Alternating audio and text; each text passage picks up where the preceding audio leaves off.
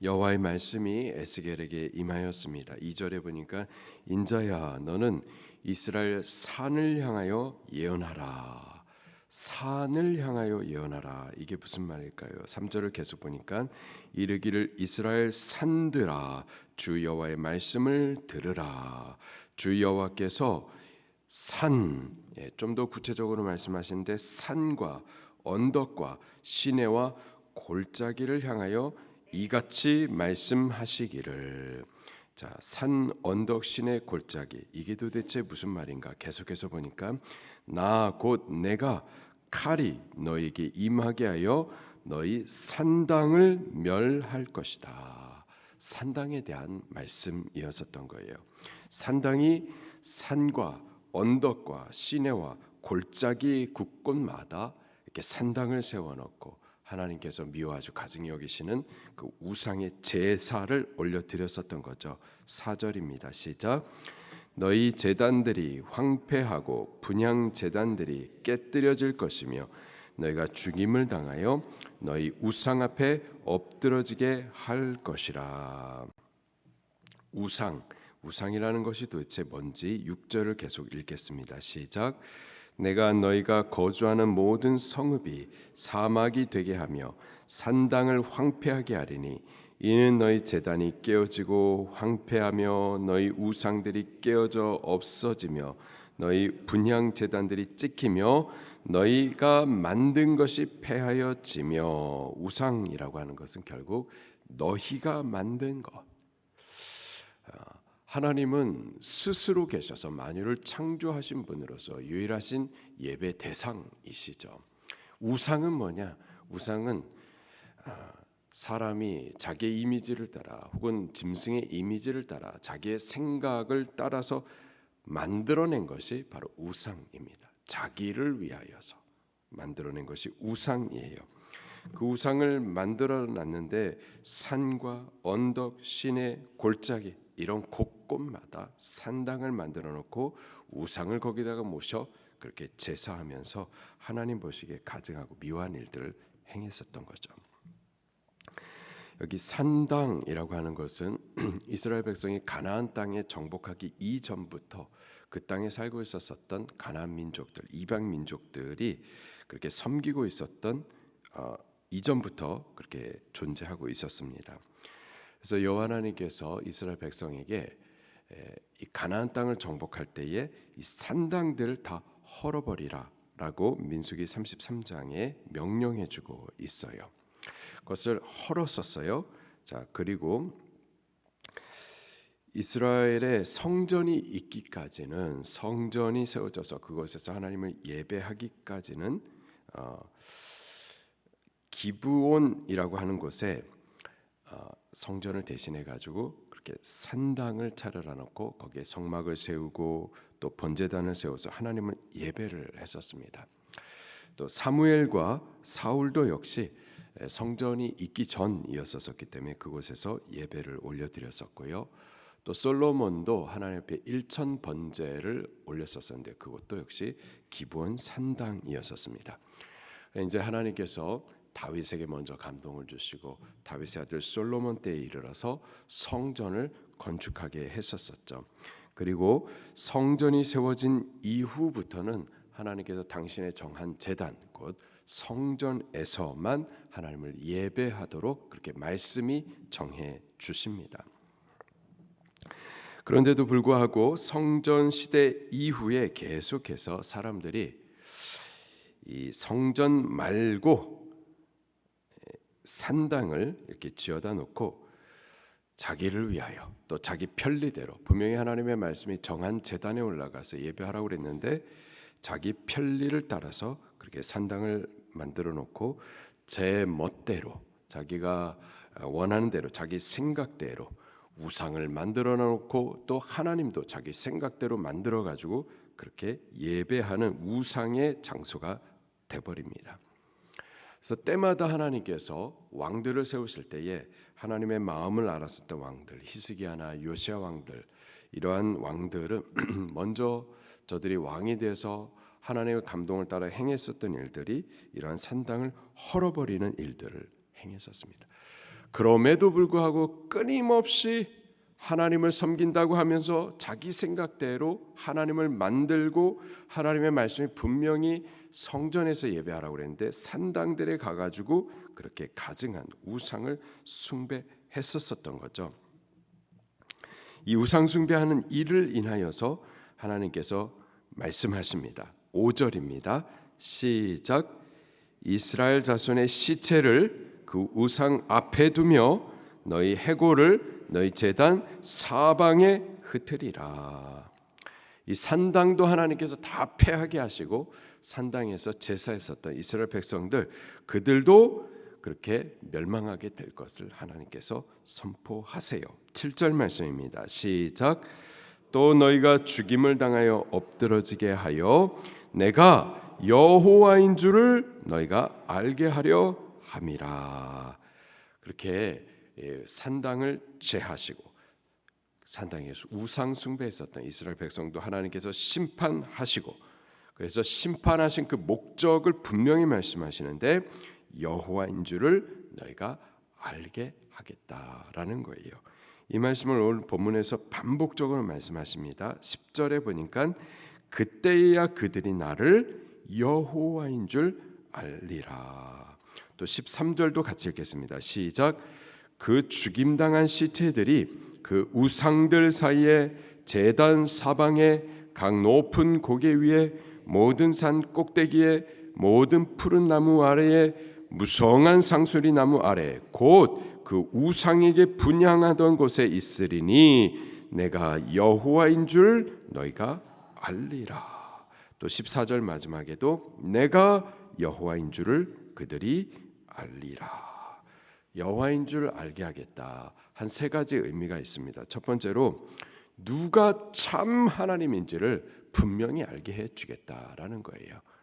모든 우상들을 사람이 만들어놨고 섬기고 그 앞에다가 도와주세요 기도하고 간절히 부르짖는데 듣지도 못하고 보지도 못하고 또 돕지도 못하고 구원하지도 못하는 모든 이 헛된 우상들 것들을 다 깨뜨리고 그 우상을 섬기던 그들을 부끄럽게 하고, 그래서 누가 참 하나님인지 오직 여호와 하나님만이 스스로 계셔서 만유를 창조하신 오직 유일하게 예배받으실 참 하나님인 것을 알게 하겠다라는 거예요. 여호와 하나님만이 살아계시고 유일하신 참 하나님이신 줄 믿으시기를 바랍니다. 세상의 모든 종교들은 다 사람이 만든 것들이에요. 사람이 만들 때부터 존재했던 것들이에요. 그전에는 존재하지도 않았던 것들이고 존재한다고 하지만 사람들의 개념 안에만 존재하는 거지 실제로는 없는 것들입니다. 아무리 종교성을 가지고 구하고 부르짖고 또 헌신을 희생을 올려드려도 받지도 못하고 보지도 못하고 우리를 돕지도 못하고 구원해주지 못합니다. 때문에 헛된 우상인 거예요. 오직 여호와 하나님 그분만 우리가 부르짖는 기도를 들으시고 우리가 하나님 앞에 올리는 헌신을 보시고 우리를 도우실 수가 있고 구원해 주실 수가 있습니다. 우리는 그 하나님께만 기도하는 거고 그 하나님만 섬겨야 되는 거예요. 두 번째로 여호와인 줄을 알게 하리라. 그 뜻은 하나님 그분은 죄를 반드시 찾아서 죄에 대한 심판하시는 하나님이신 것을 알게 하시겠다라는 거예요. 가증이 범죄하는데도 하나님 당장에 심판 안 하시니까 뭐 괜찮은가 보다 이렇게 생각을 하죠. 여호와 하나님의 규례와 율례 법도를 떠나면서 제 멋대로 살아가고 제 멋대로 종교 생활하는 거 가증히 여기시고 미워하시는 거 하나님 그냥 내버려 두시니까 괜찮은 줄 아는데 그 하나님께서 심판하시는 분이심을 분명히 나타내 주시겠다라는 거예요. 마지막으로 여호와 하나님을 알게 하겠다라는 것은 이러한 심판을 통하여 결국 하나님을 알게 하고 그 하나님 앞에 돌아와서 그 하나님과 바른 교제, 관계를 갖게 해 주시겠다라는 뜻입니다. 8절 말씀을 또 같이 읽겠습니다. 8절, 9절 시작. 그러나 너희가 여러 나라에 흩어질 때에 내가 너희 중에서 칼을 피하여 이방인 중에 살아남은 자가 있게 할지라. 자, 하나님의 심판 가운데에서 살아남은 자가 있게 할 것이다. 하나님의 심판은 이스라엘에 대해서 완전 밑둥을 잘라버리는 전적인 심판입니다. 그런데 그 가운데 얼마를 남겨두시겠다라는 거예요. 그 남은 자들이 다시 여호와 하나님을 기억하게 될 거예요. 9절입니다. 시작.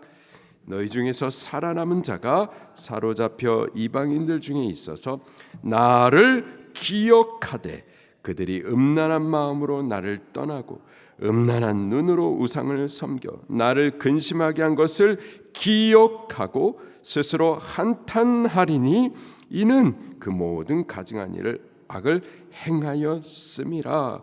그때에야 그들이 나를 여호와인 줄 알리라. 이러한 심판을 통하여서 남은 자들 가운데 여호와 하나님을 기억하고 전날에 행했었던 그 악한 일들에 대해서 한탄하고 애통하고 회개하여 여호와 하나님께 돌아와서 오직 참이신 홀로 유일하신 여호와 하나님 그분에게만 예배하고 그 하나님과 교제하게 되게 할 것이다 라는 거예요. 여호와 하나님을 알다, 여기 알다라는 동사가 야다라는 동사인데 단순히 여호와 하나님을 지적으로 아는 것, 하나님은 이러이러하신 분이시구나 신학적으로 아는 것만을 말하는 것이 아니고요. 알다, 교제한다라는 것을 말해요. 나하고 하는진 사모하고 잘 알아요. 안다라는 것은 단순히 지적으로 정보로 아는 게 아니라 오랜 관계 가운데에서 사랑의 관계 가운데서 친밀함 가운데서 아는 것을 말하죠.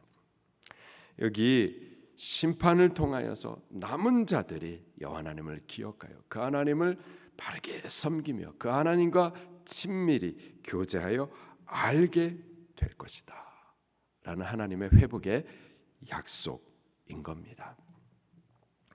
하나님은 당신의 백성이 하나님을 알게 되기를 원하십니다.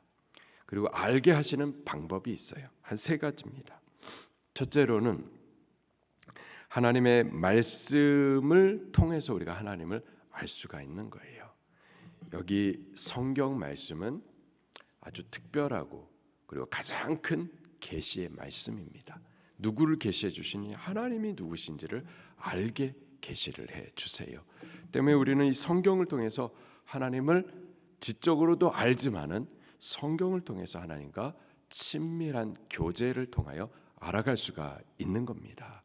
과거의 선지자들에게 하나님께서 꿈과 계시를 보여주시고 말씀하시고 그렇게 가까이 교제해 오셨던 것처럼 지금도 이 성경을 통해서 하나님 우리를 가까이 당신을 알게 해주시고 말씀해 주시고 또 우리와 교제해 주시는 거예요. 우리 성경을 그렇게 존중히 여기면서 성경을 통해서 하나님을 알아가셔야만 하겠습니다. 이스라엘 백성들은요, 이 하나님의 말씀 듣기를 거부했었죠. 결국 망하게 되는 거예요. 자, 두 번째로 하나님을 알게 하는 방법은 고난과 징계를 통해서 하나님을 알게 하십니다. 말씀을 거부해요. 이스라엘 백성들도 말씀을 거부하고 말씀이 지시하신 대로 성전을 통하여서 하나님을 예배했던 것이 아니라 자기 편리를 따라 자기 생각을 따라 말씀 무시하고 제 멋대로 그렇게 섬기겠다 하면서 산당에서 우상 숭배를 했었던 거죠. 결국 하나님께서 그들에게 심판을 통하여서 고난을 주시고 징계를 주십니다. 그리고 그 고난과 징계 가운데에서 고난과 징계를 통해서 망하게 하시는 것 같지만 사실은 고난과 징계를 통해서 하나님을 기억하게 하고 돌아오게 하고 하나님을 알아가도록 그렇게 하시는 거죠. 우리에게도 하나님께서 고난을 주십니다. 징계를 주세요. 그 목적은 망하는 게 있는 것이 아니라 사실은 다시 하나님 앞에 돌아와 하나님과 친밀히 알아가기를 원하심에 있는 겁니다. 고난의 때에 우리 하나님을 기억하셔야 돼요. 질병이 있을 때 우리가 예상치 못했었던 그러한 질병의 고난이 있을 때 그제서야 하나님을 기억하고 돌아오는 이들이 있습니다. 저는 어려움이 있을 때 다 하나님 앞에 돌아오는 줄 알았어요. 사실 안 그렇더라고요. 오히려 원망하고 아예 떠나버리는 이들이 많더라고요. 근데 고난이 닥칠 때 그때 하나님을 기억하고 그때서야 돌아오시는 분들이 있어요. 그분 그게 믿음인 거예요. 그게 하나님의 의도하시는 바인 거예요.